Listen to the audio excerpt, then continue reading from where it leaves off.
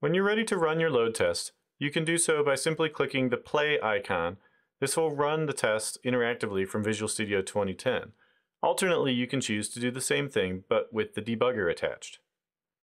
Another option is to create a list of tests to run, and yet another is to run the test or test list from the command line using the mstest.exe program.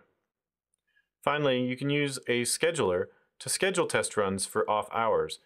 If you're going to schedule load tests, I recommend setting them up to run on overnight or on weekends so that you can analyze the results when you come into the workspace.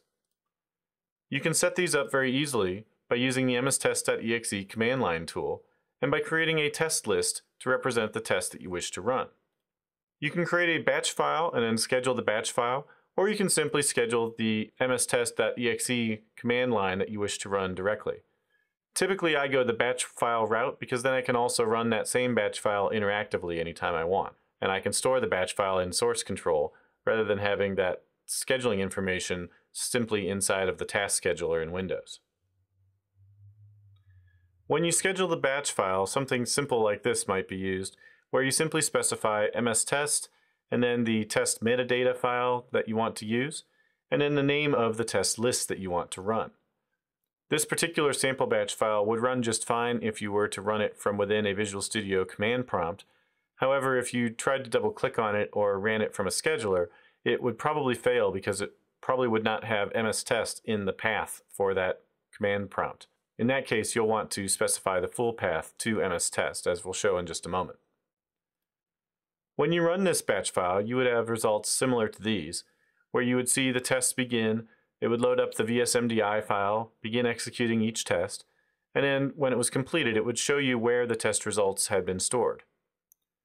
You can customize how this runs from the command line using a number of different command line options.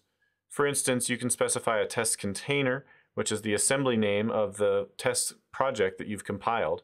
However, you can't combine this with the test metadata option.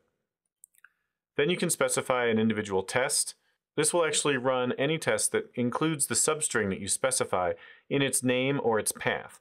So you could use this to run a number of tests via their folder or some common element in their name. You can also use a test settings file of your choice, or you can specify where the results file should be located.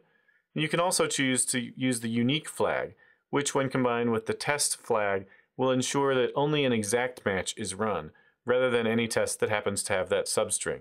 Use this if you want to run just one test. You can set a number of different options using the detail flag, and you can learn more about these options from this particular MSDN URL shown here. If you wish to schedule the test to run using Windows Task Scheduler, you can create a new task, and I recommend that you specify the full path to the exe in your batch file, something like what's shown here for Visual Studio 2010. Next, within the Windows Task Scheduler, when you add the action to be performed, you want to specify the script location for the batch file, and you'll also want to specify the location where this should start, which is the folder where the batch file is located. Note that you cannot use quotes inside the Start In text box. If you do, your scheduled job will not run correctly. Once it runs, you should see a result like this, with the expected result telling you that the operation completed successfully.